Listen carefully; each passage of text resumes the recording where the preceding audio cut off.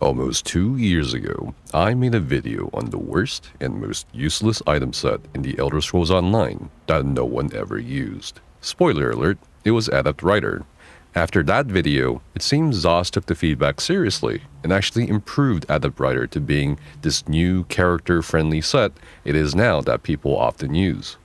Now, in this video, I'm going to make a video on the worst and most useless skills, in my opinion, in the Elder Scrolls Online. And just to be clear, as much as I'll roast these skills, the overall focus should be on the fact that not only class balance, but also the skills from various skill lines themselves should be reviewed by ZOS along with a strong item set review, especially within the context of a now hybridized ESO.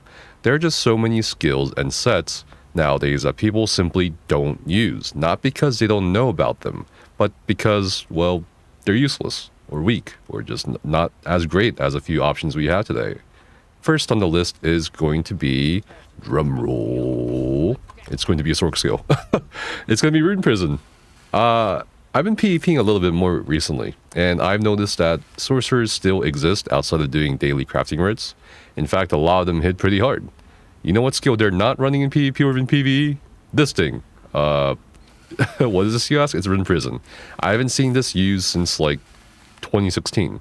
Why is it bad? Because presumably, in a state of PvP where crowd control immunity is ever more precious than before, you probably don't want to stun your target before you're ready to burst them down on their attack. And also, you probably don't want to waste resources and a global cooldown or GCD to even cast this skill when there are better alternatives like an offensive stun, or a Dawnbreaker, or a streak, or a medium wave after off-balance procs on your target. Anything really besides whatever this is. If you guys don't know, the tooltip says imprison an enemy, or stun an enemy basically, in the constricting sphere dark magic. So what happens is you activate it on one of the morphs, I believe it's the, Rune Cage, and you can basically target the enemy and stun them after 3 seconds. You can maybe line up the burst with that 3 seconds, but 3 seconds is a long time, and if they know what's coming, they can prepare for it pretty well as opposed to an instantaneous stun. The other morph defensive rune is when you put the target or the rune on yourself, and the enemy, if they attack you and they don't have CC immunity, they'll get stunned after a short delay for 3 seconds. It feels really underwhelming to use. It feels really underwhelming to even think about. So yeah, this is number 5. It's not the worst, but it's pretty bad to the point no one really uses it, as far as I can see. All right, next skill we're going to be talking about, number 4 on the list, is going to be Ransack. So Ransack is a taunt, right, on the Sword and Board skill line. It inflicts major breach on the enemy. That sounds great, but you also gain minor protection, reducing your damage taken by 5% for 15 seconds. Listen guys, it's not 2018 anymore or 2019. You can drop the Ransack now, you can take the sturdy traits off of your tanking gear and go with Pierce Armor, because Pierce Armor gives you minor and major breach, which is of so much more benefit to your group than Ransack is. I mean, you get minor protection, which you can get in a myriad of different ways, like, I don't know, circle protection or whatever. I mean, do you even really need minor protection if you have armor cap? Probably not for most content, no. So again, I don't see any tank really using Ransack nowadays. It's usually Pierce Armor or the Undaunted Taunt, whichever morph, depending on the scenario, and really the Ice Taunt with Destructive Clench or Ice Clench, Frost Clench. So sorry, but yeah, I mean, I don't know. I just don't see anyone using this. Maybe they could give it something else besides minor protection. I don't, because the minor breach and the major breach on the other one is just too good to pass up on. Third on the list is going to be Sturdy Horn. What the hell is this? Like, seriously, what is this skill? I haven't seen anyone unironically use Sturdy Horn in the 10 years I've played ESO since beta. Sturdy Horn is basically Aggressive Horn's, I don't know, like dumber cousin or something. Alright, instead of getting major force along with the max stat increase, you're gonna get a max stat increase, okay, for your max magic and max stamina, and 1320 critical resistance for like a minimum of 7 seconds. That's it. 1320 critical resistance. I've never really seen anyone use these. Even back in like 2015, I just never have. So maybe if you've ever used it, let me know down in the comments, but I've never seen anyone use this. And the 1320 critical resistance is kind of useless, especially after Flames of Ambition, where you do now get innate critical resistance, and of course you can build on that with other sets available in PvP, especially in group play like Transmutation, right? So again, maybe if they did something like, oh, I don't know, gave armor instead of critical resistance, I can see that being much more better than whatever this is right now. So yeah, it's just really bad. The next one I'm going to be talking about is going to be something a little tragic here, and it's going to be, that's right, Steel Tornado. Yeah. Oh, how the mighty fall. I remember people dragon leaping into a roleplay event in Zerodead and spamming Steel Tornado. I remember using Steel Tornado, not just in PvP, but also PvE pretty frequently, way back when. The other morph since that time took over since then. Whirling Blades just does more damage, especially during execute thresholds.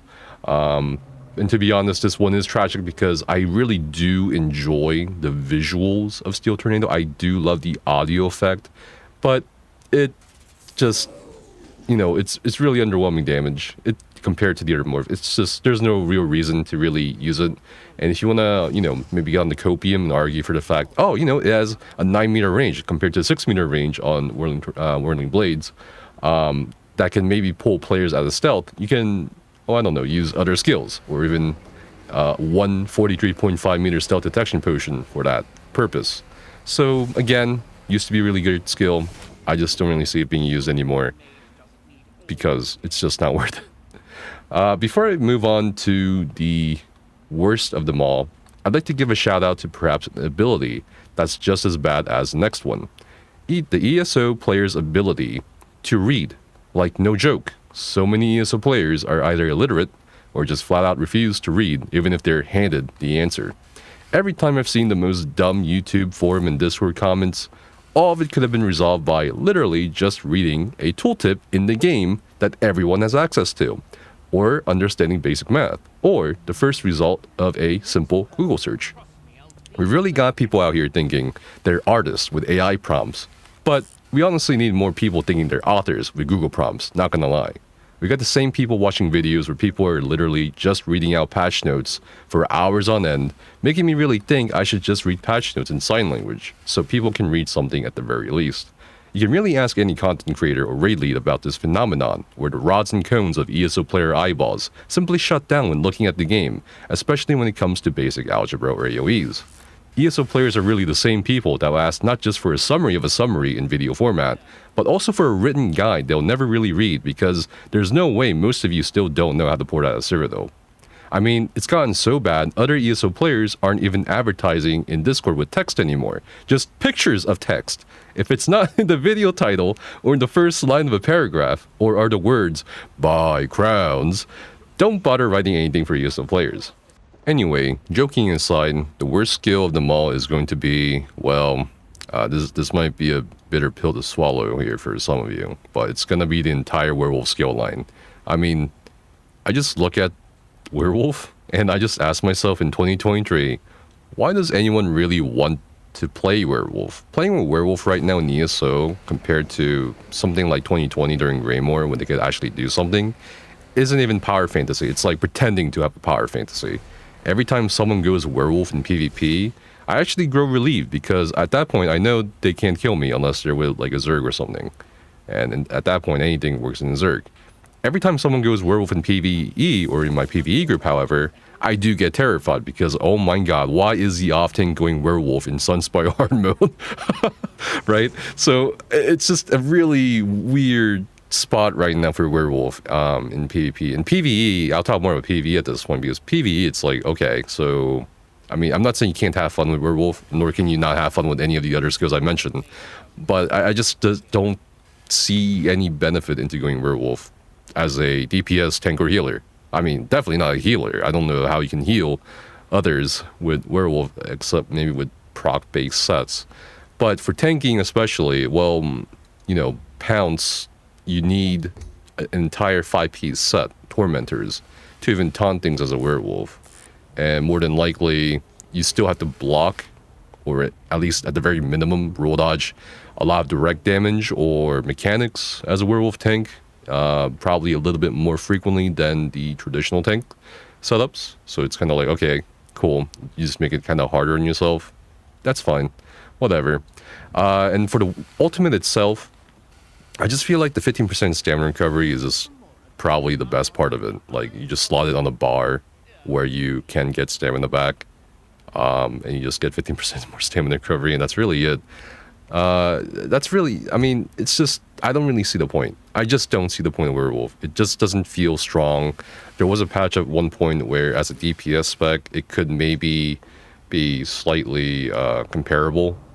And even then, it wasn't that comparable to just the traditional light attack 2-bar setups for DPS. And nowadays, if you want to really just be restricted to 1 bar, I would say just go Oaken Soul heavy attack build. Why go Werewolf? It just, this does not do anything at all for PvE. You know, I can maybe like see what if like Werewolves had 2 bars, right? And on the back bar, you had a select, I guess, skills that you can use from each individual class. So you can have a DK Werewolf, a Stam sorry, not a Stam Werewolf, Sork Werewolf or something like that. I don't know. I just find the skill line really underwhelming. I find Werewolves really underwhelming. I would rather still play Vampire or have Vampires and passives in PvP over a Werewolf slottable passive. Even in PvE, as a tank, I'd probably still want to be a Vampire rather than a Werewolf, just because of the exhilarating drain skill. So yeah, I don't know, it's just really underwhelming. Let me know what you guys think about the Werewolf down in the comments below, considering that I did rank this as the worst. I just don't really see any point to it at all. So yeah, and also I do have some problems with how the heal works. I feel like there should be potentially 1 Magicka heal and 1 stamina heal. It just doesn't feel great, at least for me in PvP and in a lot of scenarios where I have to rely on not just a Magicka based heal, but because 4 of these 5 skills are stamina based, it's kind of like, okay, well, I have to go stam, right? And then I'll have less Magicka to deal with in terms of self-reliant healing. So I don't know, we'll see. But yeah, thanks for watching. Maybe these skill lines or skills will get changed. I'm hoping that, honestly, at the end of it all, a lot of these will go under review, not just the skills I mentioned, and we can kind of hopefully see a rebalancing and reworking, hopefully after the Arcanist dust settles down with, you know, being the new class and all, and then they probably have to focus a lot on it for the next few patches. But hopefully in the near future, with hybridization taking into account, they can focus more on the skill lines, the skills, and even just as importantly, item sets, because as I mentioned earlier in the video, again, not a lot of these item sets are really used by many players. Most of them are really kind of not fun to use, or just not very productive to use. So there's a lot of things that can be worked out. But that's it. That's the worst 5 skills, plus 1 being the ESO player ability to read. But yeah, thanks for watching. I'll see you guys in a bit.